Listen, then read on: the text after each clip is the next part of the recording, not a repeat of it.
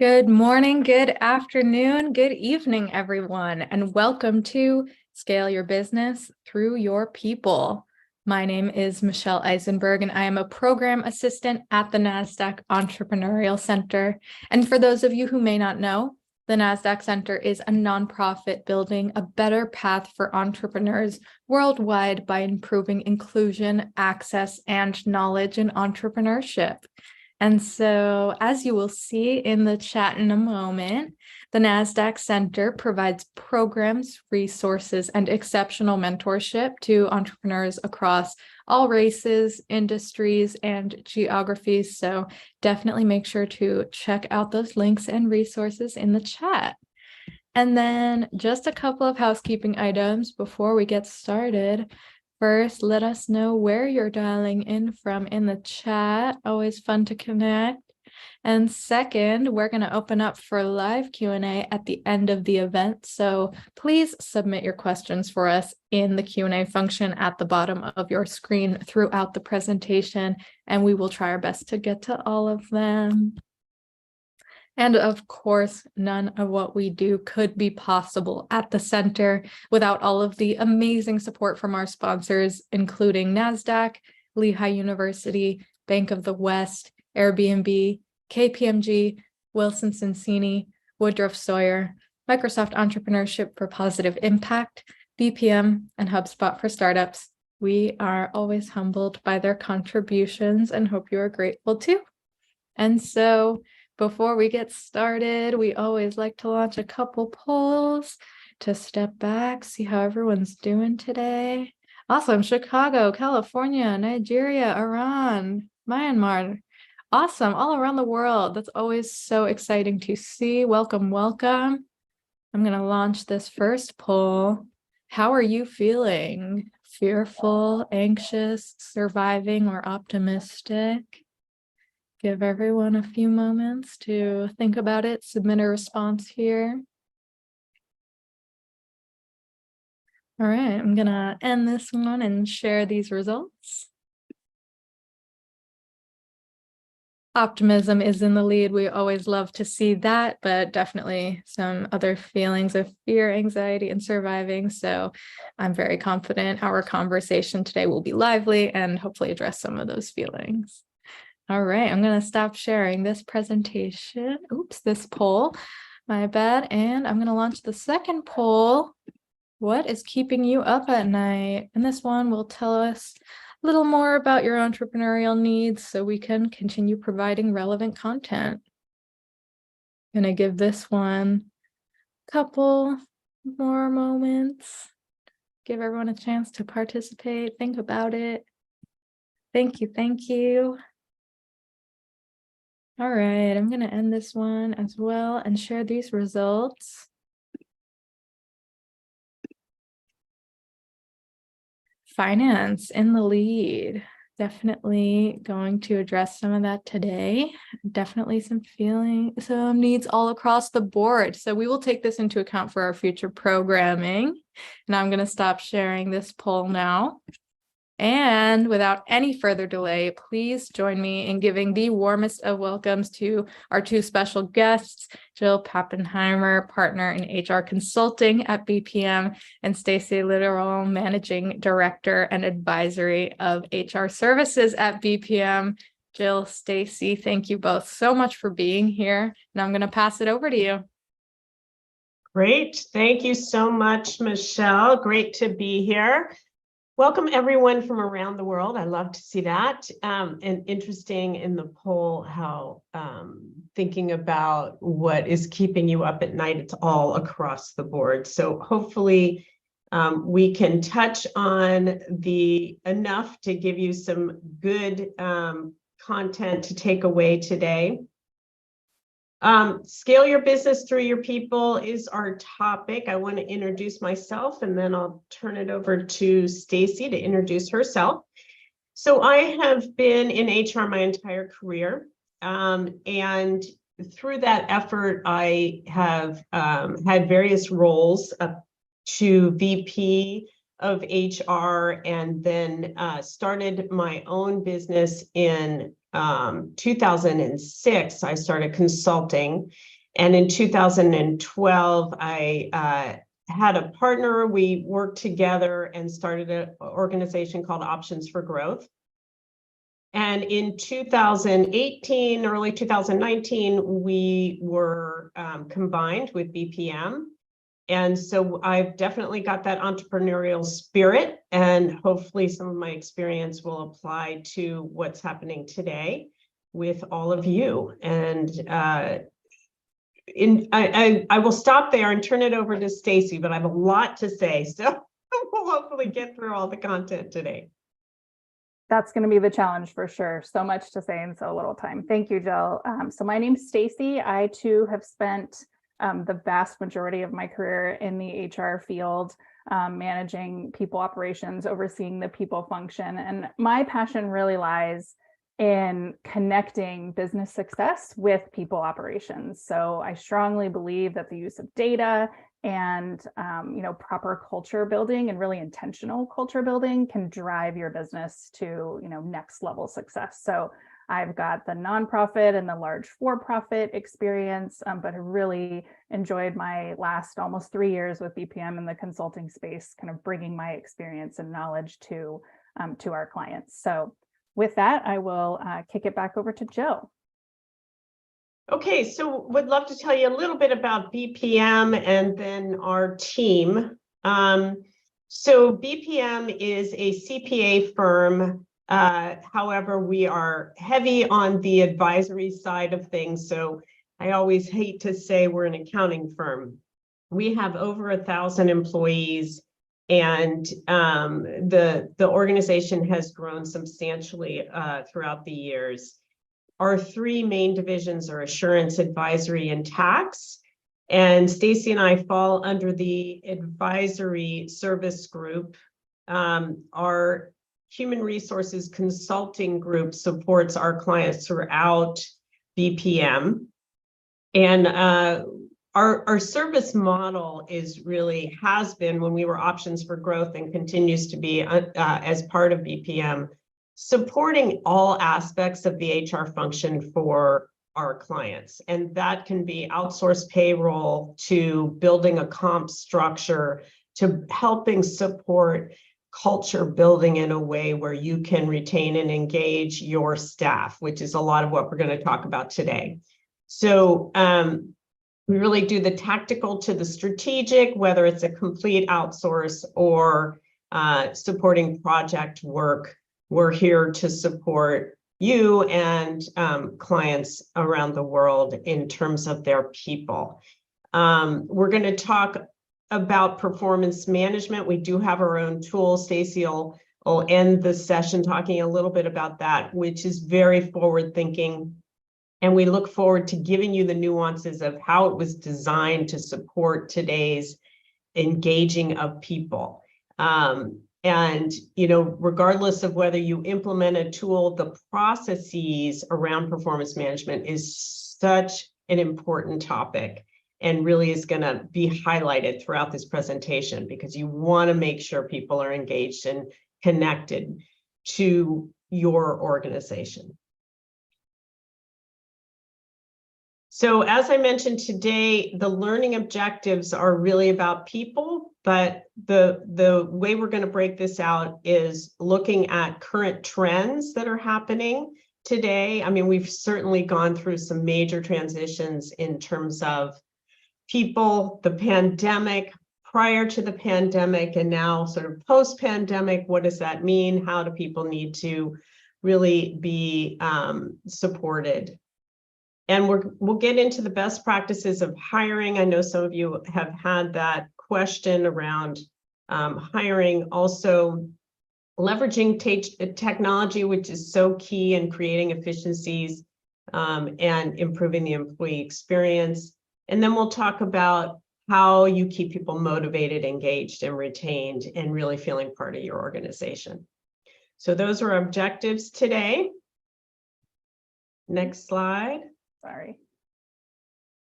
Oh, I'm sorry. We went back.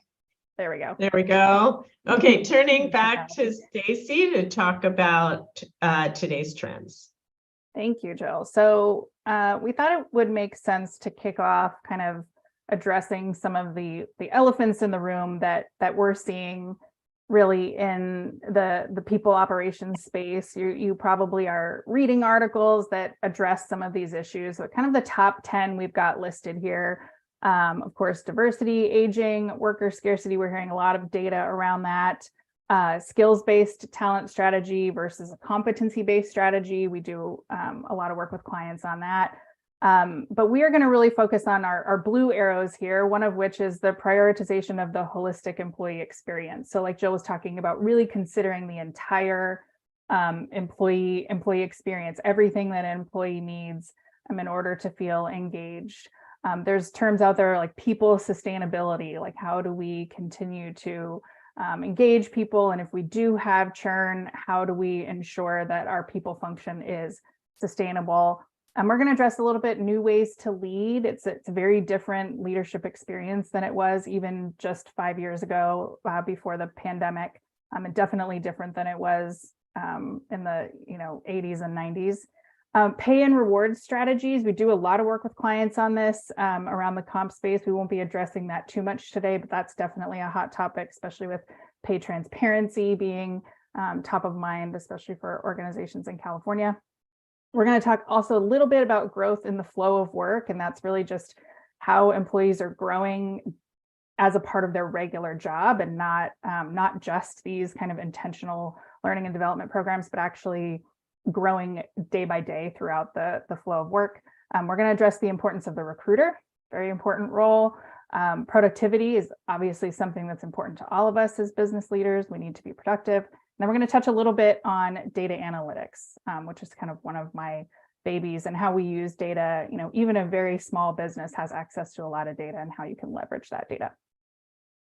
So jumping in here, the employee experience, it's kind of the newer term from employee engagement. So you'll hear now employee experience instead of employee engagement kind of being the older term. So really the employee experience, we talk to clients about this being the holistic experience. So all of these things that you see here are kind of necessary components of defining your employee experience and creating your employee experience. So what is your hybrid work strategy? How do you lean into your mission, vision, and culture? Do you have those, that kind of foundational data or foundational thoughts defined?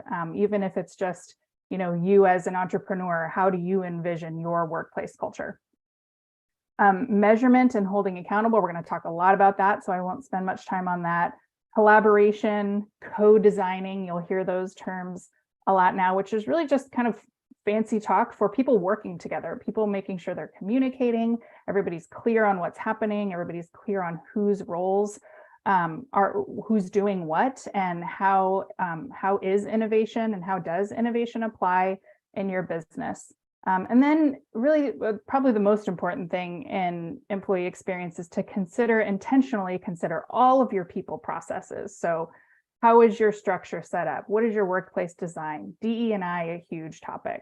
We're going to touch on use of HR tech, learning and culture, and then being agile. And some examples of how to actually apply this is we're seeing clients and advising clients, at all sizes to make long-term investments in programs like mental, physical, financial wellness programs, coaching, educational support, health and safety. And then also a really hot topic, and you see an example here of Heineken's policies, is really social responsibility. And what do you as an organization stand for? And are you willing to put that out there? Jill and I were talking yesterday about being a startup, and how do you attract people to come and kind of buy into your mission and be excited about what you're doing? Social responsibility is a great way to do that. Get people who are aligned to the way that you're thinking and what you believe from a social responsibility standpoint. So all very hot topics on the employee experience. The new way to lead really is, I could kind of sum this all up, and this is about, again, the whole person. These are teams working in more of a flat environment versus this traditional hierarchical style, focusing on the work versus the actual jobs and the job titles, what work needs to be done versus job titles. And how are we empowering, training, supporting, aligning and evaluating people? How are we moving people around? Those are all very different ways to be thinking as a leader versus how the kind of in the 1950s, we see the industrial corporation or very traditional hierarchical leadership. It's just not that way anymore. Employees expect there to be a more collaborative, a more trust-driven environment. So really, as leaders, we're looking to focus on care of our employees, inspiration, empathy, flexibility being huge. That's, the pandemic did that for us, pushed us through quickly to being flexible, allowing people to work remotely, allowing people to kind of have flexibility in their schedule so that they can prioritize other aspects of their life. So the importance of the recruiter. The recruiting environment has drastically changed. It's gone from this kind of level one of this reactive and kind of fragmented, I've got a role that I need filled, and so I'm going to go target a specific job description. I'm going to post it on a job board, and I'm going to kind of be reactive, to this, creative and human-centered level 4, 3 and 4, really being proactive, personalized, and like it says here, human-centered. So really being able to define your employer brand and being able to articulate it, whether it's you doing the recruiting or you're hiring a recruiter, being able to speak to kind of that holistic employee experience, your culture, and making that a part of the recruiting process is going to be critical for you to be able to attract and retain the talent that you need. So investing in the candidate experience, that is actually a very important part of the process, is that the candidate experience is tied to your culture, and that it's not just a list of tasks to be completed. It's actually inviting these prospective employees into your culture. And then focusing on internal mobility. We know motivation right now is about people being able to move internally, people being able to have growth opportunities, not necessarily just in title, but in growing their skills and working with other people. So make that a part of your recruiting experience as well. And then if you have a specific set of skills that you're looking for, a specific set of kind of non-negotiables for your needs, we highly recommend you invest in recruiters. They definitely are worth the money. They can definitely ensure that there's a true culture connect between the candidate and your role, which will result in greater retention and less turnover, which we all know is very, very expensive. And the last thing I'm going to touch on here before I turn it back to Jill is people analytics. We're talking this really about HR data. The new term is kind of turning to this talent intelligence, and you can kind of see how things have changed here from the 80s and 90s, where it was just about pay, rewards, your annual engagement survey, retention. It's really grown into this this more holistic, again, data gathering around passive analytics for sentiment, for insights into activity, productivity, global and integrated analytics, more often than annual, 360.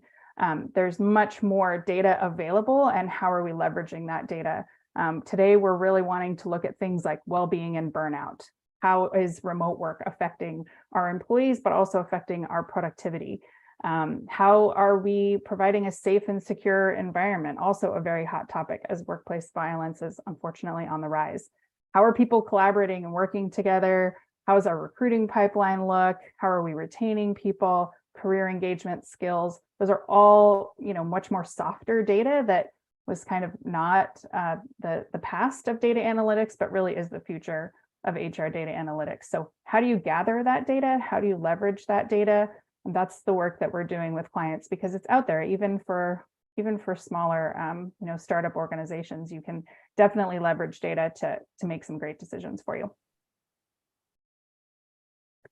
Oh, I did lie. I had one more slide, and this is my favorite slide, which is culture eats strategy for breakfast. This is one of our favorite quotes that we use often. And really what this means to us is that culture is not a part of strategy. Culture is a strategy. Developing your culture and making sure that that is kind of first and foremost, that's well defined, it's clear in everything that you do, really will be a much more valuable use of your time than just focusing on the strategy alone.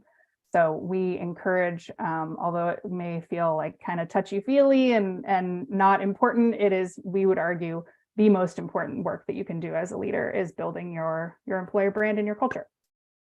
All right, enough for me. I'm going to pass it back to Jill to kind of really take these concepts and talk about how we apply them. Excellent, thank you. Okay, so this slide is one that I love. So whether you are a startup, whether you are hiring your first employee, or you have a mid to large organization, people are key. And the people in your organization need to feel these key components. They need to feel like there's trust. They need to feel like there's transparency among leadership around where the organization is headed, or just in terms of withholding information, to have transparency and feedback and communication. Inclusion, DEI is so important. Are people feeling a part and connected to the organization? And are being cared for, which is really this, what I think you will see through this theme is, we used to have management, we used to have employees, we had a job, we knew what we had to do, but that shift has happened. And now it is much more about honoring the individual, recognizing the individual, seeing the individual, and making them feel safe and secure. And part of that is about asking questions and being empathetic at the very base level. But what you see from this slide is the very dark boxes represent, in this survey, the highest responses. So starting on the far right, trust in the organization is key. People want to feel connected to the mission and the purpose. And if you do not have a meaty purpose in what you're doing, maybe you're in retail, maybe you have a very transactional product-based organization, that's okay. It's still about who you are in terms of your core values, in terms of your organization. What do you want to emulate? And trying to get people to really connect to that and to you as a leader. So the transparency aspect I spoke about, continuous investment in people, making sure people feel like they're important. So growth opportunity, health and well-being is important, as I mentioned.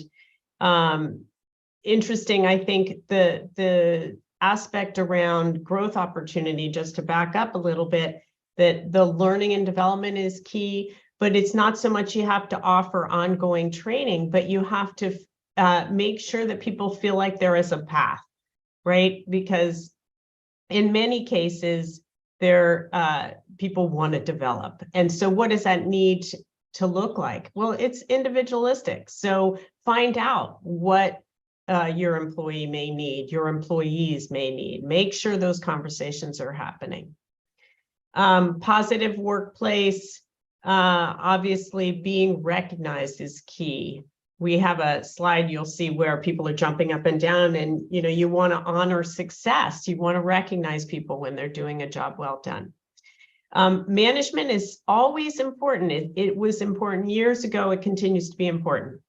It used to be that when somebody left an organization, they left because of their manager. That is not the primary aspect anymore of why people leave, but it still is very important. So you want to develop those managers to be great coaches, and we'll talk about that a little bit more down the road in future slides. So meaningful work, again, part of the picture of connecting to the work that you're doing and involving employees in identifying what that means again.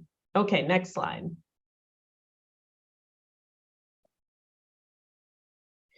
So so I forgot the slide was here. Why do employees leave? So employees traditionally in the past, right, it was because of the manager, as I mentioned earlier. But today, There are many reasons, and we've listed some here. Toxic environment, it's around the culture. What does the culture look like? Lack of continuous learning. I just spoke about that aspect of what's here for me. What does the future look like? Lack of autonomy and flexibility, no trust. So the trust transparency component, again, key, and alignment to corporate mission and values, as I spoke about. And the values piece we'll touch on a little bit more. But in terms of what do employees need? They need all of these, right? And again, this is that holistic support of the whole person. I think employees need really all of this, and all generations. Next slide.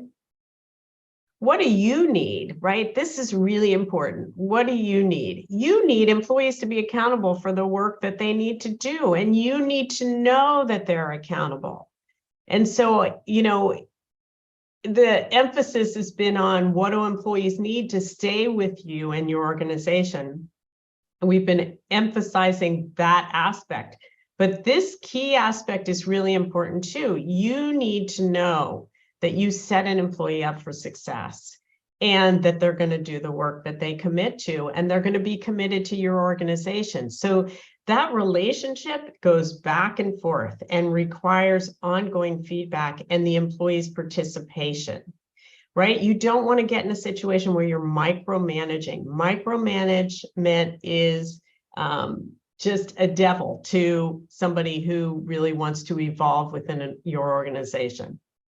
They need to feel supported and autonomous, right? As we spoke about, but you also need to know that there's that give and take and there's that ongoing feedback. So somebody asked the question earlier about not having money to invest in people. Again, it's not about the money to invest. It's about recognizing that individual, recognizing what they need, setting up your environment where they feel that support, and then this back and forth where you can count on their participation. Next slide. The truth about accountability: leaders can't force employees to be responsible. As you know, this concept of, again, micromanagement is one where it's gotta, the employee feeling supported will lead itself to their participation, as I just mentioned. And you can't force this issue. Clear expectations: the employee needs to participate in defining their role. And a strong culture where will motivate employees to fulfill their commitment. So employees who feel cared for by their managers are more likely to want to come through. People who feel neglected aren't so motivated. Next slide. Oh, Stacy got stuck.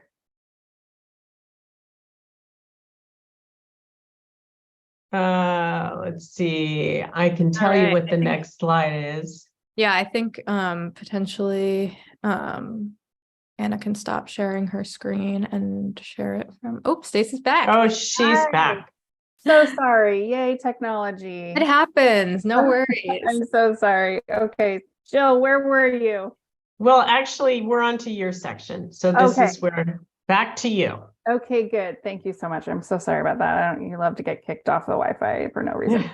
Okay, so speaking of technology, we want to talk a little bit about optimizing HR technology. And first, we want to address all the HR technologies that are available, right? Like there's hundreds and hundreds, if not thousands, of HR technologies available. The one we're probably most familiar with is an HRMS, HR management system. This is kind of like your all-inclusive system. There's time and attendance, there's applicant tracking, performance management, learning management, just all these different types of tools, right? Can be very overwhelming to consider all of these tools that are available. So, you know, where do you start? if you're a startup or you're small to mid-size, where do you start? And so we advise is to obviously have your must-haves, right? You want to make sure you have that HR management system, that, a way to track your employee demographic data, your payroll system. Obviously, employees need to be paid, so there's some kind of technology available for that. And then compliance. So knowing what are your requirements in your states or your localities, and make sure that you have a tool to help you with those. Next phase of technology to decide where do we go next. I feel like I need some additional HR tech, but I'm not sure what that looks like. I would really encourage you to look at your organizational objectives. So are you trying to grow? Are you trying to, target recruiting? Are you trying to manage performance? What are your key priorities, your key people priorities, and then use that to drive what technology you would like to use next. In general, surveys show that people shouldn't feel overwhelmed by either the number of tools or the complexity of tools. So if you do pick a tool that's employee facing, like a performance management system or a engagement software of some sort, they should be easy to pick up and use. They shouldn't be something that employees feel burdened with having to learn every time they open it up or attend trainings or deal with IT to get these systems up and running. So they should be really easy to use. And then surveys also show that tools that are used in facilitating listening and gathering that HR data we were talking about, that those are the most useful and kind of the best bang for your buck, kind of in the small to mid-size phase. And then we've talked a lot about the employee experience program, and really the best employee experience program from a tech perspective includes an integrated platform for listening, feedback, and then a response. So what are you doing with that feedback? So if you do have an engagement tool, how are you using that data, and how are you responding to that data as a result of that is really, really important. So the visibility for our employees is important there. Yeah, Jill, you want to? And I just want to jump in on this first one. The HR system, ideally, the HR system should include payroll. They need to talk to each other, so data flows. If you're a new startup, you want to put an HR system in place pretty quickly, early on, because it's going to emulate your practices and your policies that are going to support your employees. So don't wait too long on that. It doesn't have to cost a fortune. And that, selecting the right system is key, all of which we can help with too, if there's an interest in that. But I wouldn't shy away from waiting too long on the HR system as a luxury item, because it's really more of a necessity. And it will actually make managing people in your organization easier than not. Absolutely. I think that's a great point, Jill. There are a lot of tools out there that are, for your 5 employees, 10 employees, and getting that implemented and kind of streamlined according to your processes, and ideally even an employee-facing interface that the employees can kind of self-service. It's, and at the end of the day, going to be a better investment for you than to be doing a lot of things manually. So we say a lot of times here when we're working with clients on HR tech, process plus tool equals success. So getting a tool necessarily just alone is not going to be your answer. There's no such thing as a quick fix when technology is involved. You need to have a process that utilizes that technology in the most optimized way. And that's where we really see the success. And like Jill said, our team does a lot of that. We jump in with clients who are frustrated with their HR tech and then make them, raving fans by the time we're done with them. So, okay, so I'm gonna pass it back to Jill to talk about engagement of remote and hybrid teams. Okay, terrific. Thank you. Just keeping an eye on time here. Okay, so this slide, what is important, I think, is a takeaway, as Stacy touched on this in trends, is that it used to be in the past where you would put programs in place to support people, and then you'd go on to the next. What we're seeing now is that this continuous flow of supporting people is got to be part of who you are and how you come across to employees. So it's not episodic, it's continuous. So this aspect around honoring employees and putting a comp program in, it shouldn't be just once a year look at it. You should make sure that You're putting in a comp structure that is supporting the employee on an ongoing basis. You should have a performance process that is continuous, where managers and employees are talking to each other on an ongoing basis, not once a year, not even twice a year, right? This is all creating agility and the ability to put that communication structure in place so that employees are feeling supported on an ongoing basis. So that's really an interesting trend, I think, that we've seen now is this continuous honoring of employees in every aspect of your people function within your organization. Okay, next slide. So employees should know. So I want to touch on here that in honoring the employee, the aspect where you want the employee to embrace these components, you want them to identify what are they responsible for, because if they participate in identifying what they're responsible for, they're going to own it. Rather than telling them what they own, have them participate with you. How are they performing against expectations? Those need to be clear. They need to understand, where the boundaries are and what those expectations are. How their efforts contribute to the wider organizational initiative. So what's their piece in your organization from a larger perspective? So ideally, you're creating some kind of visual so that people can see their part in the wider picture. The entire strategy, as I mentioned. On to the next slide. You want your leaders to know what their employees are thinking and feeling. So your managers should know where your employees are, what they're thinking and feeling. We meet once a week as a senior leadership team. We check in on all our employees. Who do we need to talk about? How are they doing? Are they feeling supported? Do they have what they need? We have those conversations regularly. And I know you got your business to run, but this is really important. How employees are performing against expectations. Managers should be clear on this. Their employees' strengths and weaknesses. So ask the questions, make sure they ask the questions, and how to be great coaches. So we at BPM, we have our managers are coaches, not managers. So what does that mean? That means being there to support, to back up, to have their back, and guide. I would say are more of the key components versus micromanaging. So open up, allow employees to create their own success. So we're going to talk about each one of these in the coming slides, but promoting accountability, we're going to dig into this a little bit more. What does this mean to have employees define what they're accountable for? We'll talk a little bit more about the goals. Regular communication. What does that need to look like? Incorporating the growth development opportunities, and then measuring success and honoring success.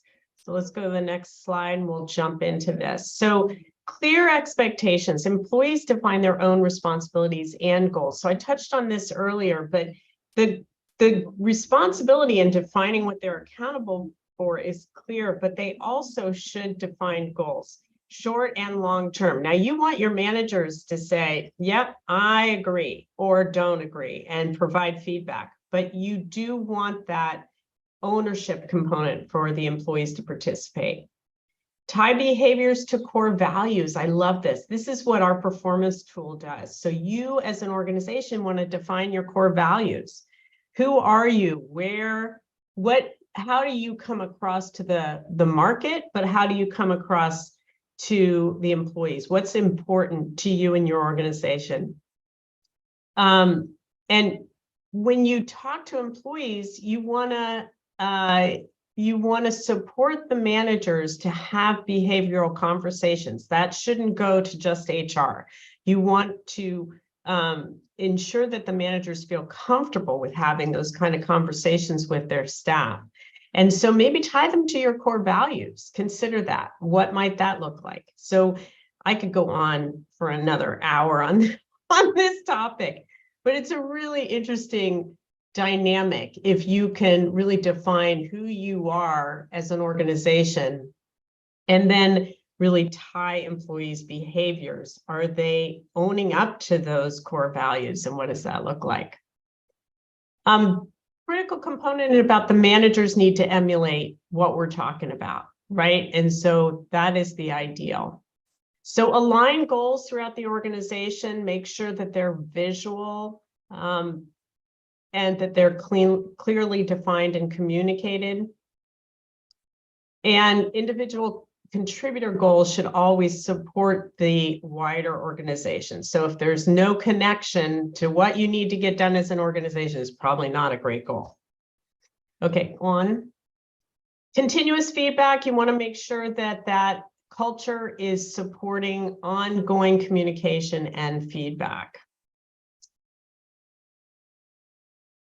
This is key because and we'll talk about this further at the end. And I know we're kind of running out of time if we're going to have Q&A, but you want to create an agile workforce. And I know with business changing the way it is, rapid change, we need to respond to changing our priorities as an organization. You have to have employees change with you. You have to have employees be able to be agile in what they're responsible for. So that kind of setup of being able to move on a dime is key, and that those conversations and feedback still need to happen. So when I hear companies say we're growing so fast we can't put a performance tool and process in, I think that's hogwash, because you have to be having those conversations even if you're changing regularly. That feedback has got to occur. Next slide. And then this combination of feedback, but making sure the employee knows how they can move forward in the organization, what responsibilities they ideally would like to see, and how you can help them get there is going to be key to their success. And of course, celebrate, celebrate, celebrate. Honor people, honor their strengths, honor their accomplishments. Stacy, you want to finish us up here? Yeah, absolutely. So along the same lines, I mean, this is kind of more of the same, this idea of performance enablement. And this is just a little comedic relief here on, your traditional performance management process where it's this top-down, once a year performance evaluation that frankly all of us supervisors and employees just dread like so much that we're ready to jump off the edge of a building. So we really think it can be much better than that. And so this is kind of our shameless plug of our tool, which is it's called BPM Link, and really any tool, regardless of which tool you pick, it should support all of the things we've talked about. Employees should be enthusiastic about it. It should provide a coaching framework for managers, especially new leaders, new coaches who kind of don't really know how to navigate these conversations and what should we really be talking about.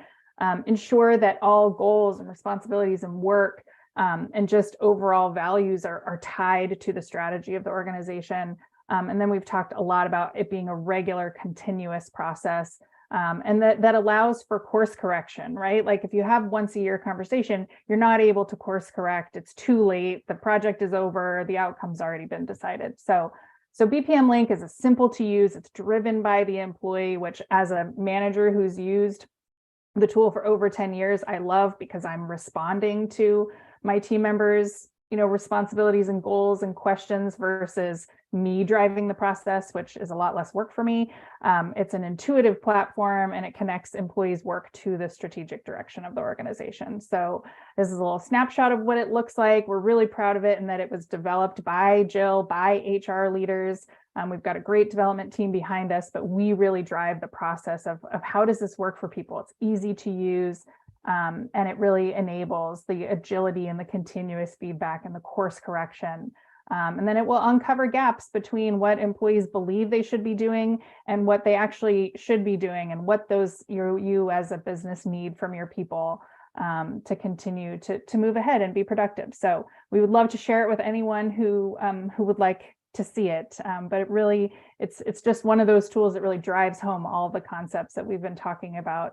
And I couldn't agree with Jill more that if you think that you don't have the time or the energy or the effort to put into a performance tool and kind of an performance enablement process, I agree, it's hogwash. I like that word. And, because you really can't do without it. Employees expect it, they need it. Human nature is that we want to receive feedback so that we can, know how we're doing. And as leaders, we need to give that feedback. So with that, we would love to turn it over to the NASDAQ team and open it up for any questions. Jill, Stacy, this was so amazing, so thorough, so much great advice. Thank you both so much for giving just such a comprehensive overview. And we do have some questions coming in, so let's just jump right in. This one's kind of for both of you. We had a couple people asking about if you could talk in more detail about some of the top business challenges that companies are facing today that are like external from HR that might impact their talent acquisition and retention strategies? Let's If see. there are any. Yeah, no, well, so I would say, there was a question around if you focus on talent, right? Talent in the HR world is recruiting essentially. And if you focus on that aspect, I would say strategies are really unique to the industry.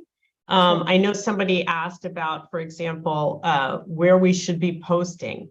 And in response to that, I would say it depends on your industry. Right. Certainly LinkedIn and Indeed are big, but also that the sourcing component, and Stacy and I talked about this earlier, that the sourcing component is so key in terms of making sure you're reaching out, using a recruiter if possible, but reaching out to pull the people that really appear to be a great fit for you in terms of skills. But in your question around strategy, there's so much to address here with all the different components of the people function. I would say the question came up, or a comment around AI, which is really interesting. And we just rolled out AI training for our staff. And I want to incorporate that into how we support our clients. I mean, certainly this chat GPT component is changing how all of us are working, and I think we have to embrace it.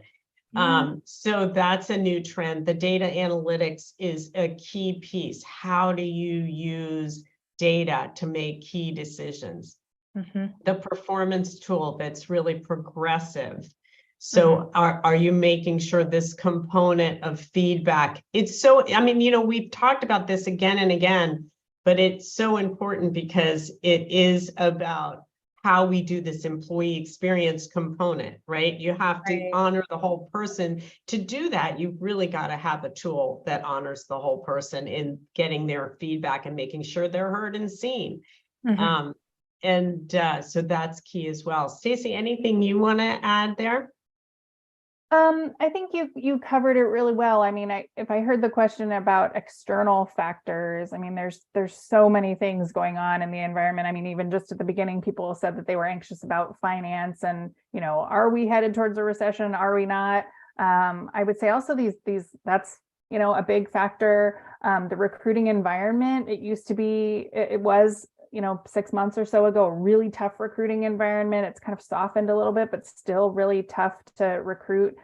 So those external factors. But I think what Jill and I are kind of getting at is that all of these things can help you be able to attract those talented people that you're looking for. And comp and pay transparency is really top of mind for people. So having a very clear compensation strategy, I think, is something we also highly recommend.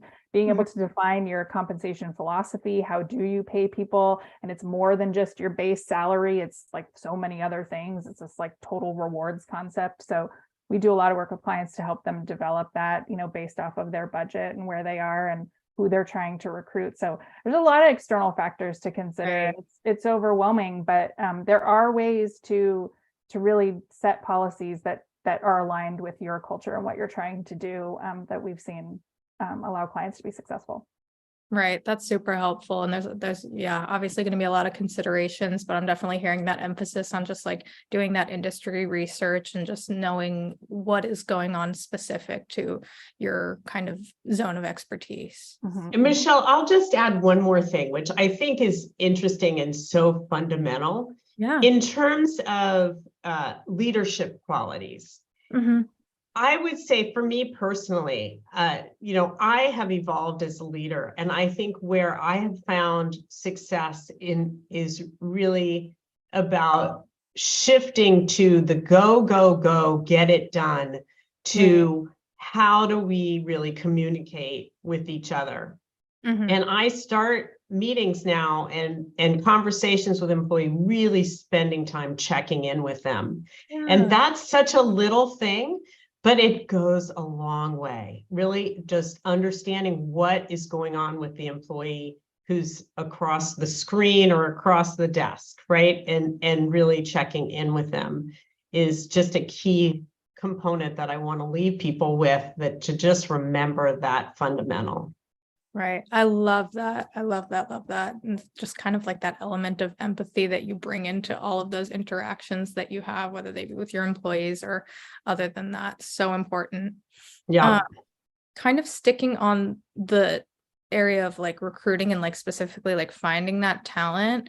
There was an interesting question about kind of establishing partnerships or collaborations with educational institutions or other organizations that might help identify and recruit top talent. So could you maybe talk about some of the pros and cons of that, and how a business might go about doing that or figuring out if that's even the right step for them? Yeah, I mean, I'm happy to take a stab at that one. I think, I know at BPM, we do a lot of college and campus recruiting, and I think that it's an extremely valuable place to go, especially if you're in the startup space. You can oftentimes get some really talented, motivated people right out of college, at a little bit of a discounted price. With that, the kind of risks of that are you don't necessarily have that kind of tenured industry experience. You're really just having people come, straight out of college. But also really important to consider there is that you're most likely dealing with relatively young people, young business people at that time. And I would argue that everything that we just talked about is most important with the younger staff, because they're looking for this. They grew up wanting connection and having, easy access to things through the internet and social media and their handheld devices and all of that. So it's a totally different environment, work environment than some of us who have been in the workplace for a lot longer, pre all of this kind of immediate access technology. So I think this, this care for employees and connection to the mission and vision. I mean, statistics show that the younger employees are really caring about the social responsibility aspect and the connectedness to the work. So I would argue that if you are going after campus recruiting, which is a wonderful idea, and partnering with educational institutions, that you're really able to articulate your employer brand and what the benefit is for those young folks to come and work for you versus going and working for a Fortune 500 or larger organization. Right. Amazing. Well, and I would add to just the conversation about the generational aspect, that if you can mix up your workforce with multi-generation, you're really going to maximize, I think.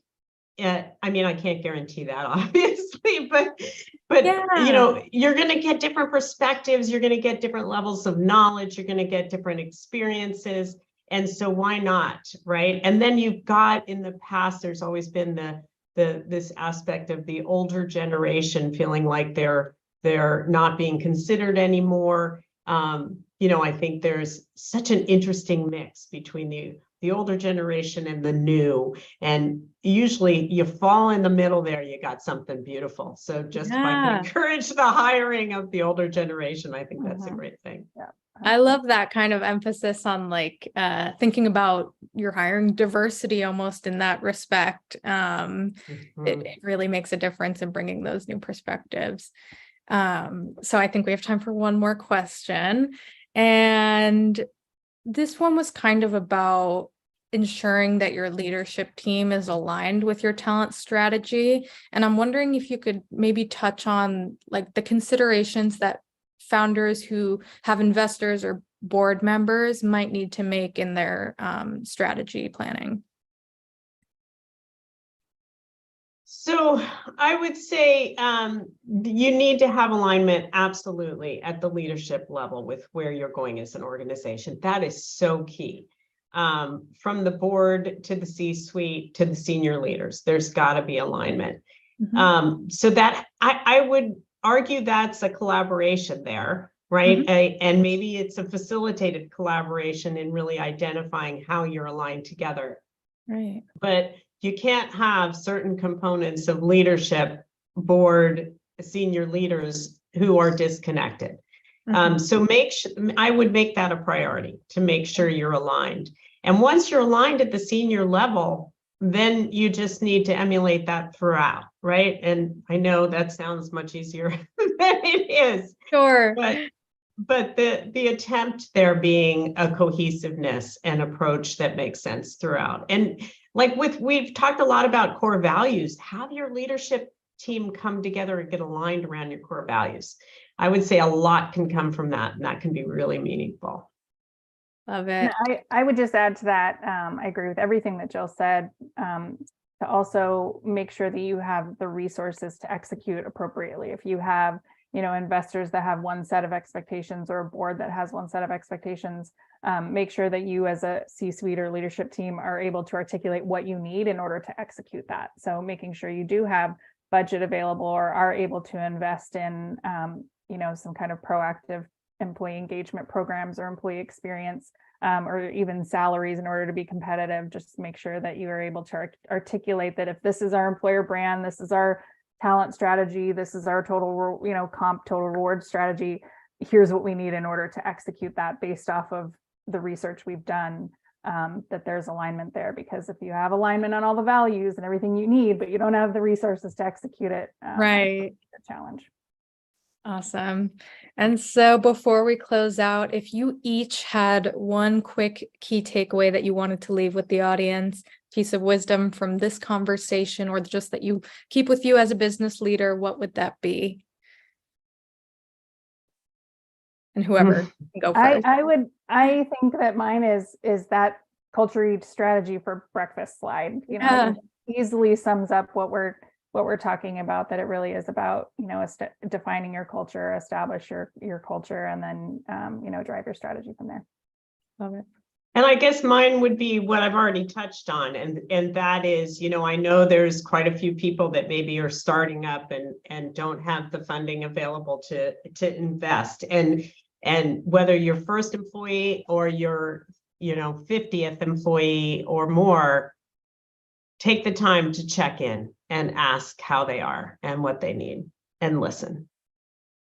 Amazing. Thank you both so much for joining us, giving such an incredible overview and such amazing, unique insights. So on behalf of the NASDAQ Entrepreneurial Center and everyone here today, we are so grateful to have you join us. Yay. Love to be here. Thank you. Awesome. And to everyone in attendance today, we would love for you to join us again for upcoming webinars, which you can view using the link in the chat. And thank you all so much for joining us today. We look forward to welcoming you back online with us soon.